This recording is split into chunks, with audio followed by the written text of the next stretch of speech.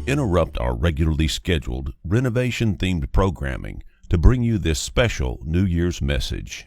Happy New Year! One thing you should know about me is that New Year's Day is my absolute favorite holiday. I mean, don't get me wrong, I love baby Jesus as much as the next person, but New Year's Day is my most anticipated day of the year. And that's because to me, the new year represents a fresh start and an opportunity to evaluate my past successes and failures and reset with goals and resolutions to help me improve in the year to come. On January 1, the year is my oyster, and I truly believe anything is possible with a little planning and well thought out resolutions. As a New Year's enthusiast, I have come to observe there are basically three types of people in this world. One, those that are fundamentally opposed to making any New Year's resolutions. I've heard a number of different reasons those in this camp are opposed to claiming a resolution, but I can't even wrap my head around their reasoning, so I'm not even going to try to explain it here. Just know this type of person does exist. Number two, those that feel strongly that New Year's resolutions should be limited to 2 or 3 resolutions a year, and that those resolutions should be realistic, achievable, maintainable, and measurable. To be honest, this is probably the most popular group to be in and the most recommended for long-term success. And my head totally understands the thought behind this reasoning, but my heart lies firmly with group 3. Those that have 10 typed out pages of goals and resolutions subdivided into categories that represent every facet of one's life in an effort to improve or correct all of one's perceived shortcomings. Now I realize my group of resolution groupies totally stress out type 1 and type 2 people, but here's my rationale for having so many resolutions.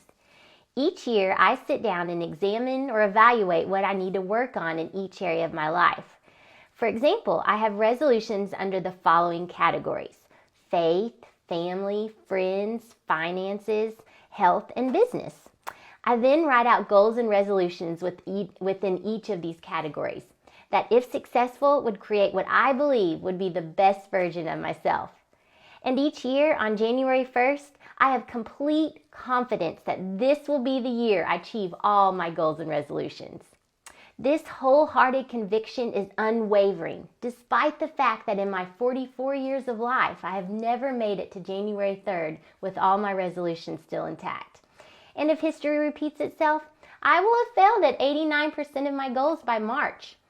So you might be asking yourself, if I know that there is a good chance I won't keep most of my resolutions, why do I not change my ways and make fewer resolutions? Well, I'll tell you. At the end of the year, I will look back at my 2023 goals and resolutions, and more than likely, I will have kept 2 or 3 of the 60+ resolutions I've made. But here's the clincher. Each year, I never know which 2 or 3 of the 60+ will stick. So what if I only made 2 or 3 resolutions and the 2 or 3 I was actually going to keep didn't make the list? See, to me, this way I'm pretty much guaranteed I will be successful at something. For example, I think some version of limit or give up sodas was on my list for at least 10 years before it finally stuck in 2014. And I'm proud to say I have not had a sip of soda in 9 years. And I might never have read the entire Bible in a year if it had not been on my list in 2018. On the flip side, last year I wanted to work on my prayer life. Specifically, my goal was to become a prayer warrior. Prayer has always been a spiritual discipline I struggle with, so I came up with some resolutions to help me meet my goal. One of those goals was to start a prayer journal. Now, I'm sad to report that my consistency with keeping my prayer journal died off around March of last year.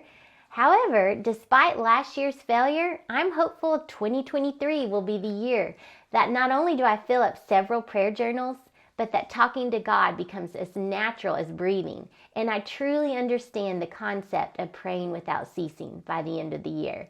Now here's the real reason I don't let past failures derail my enthusiasm for making unrealistic goals and resolutions.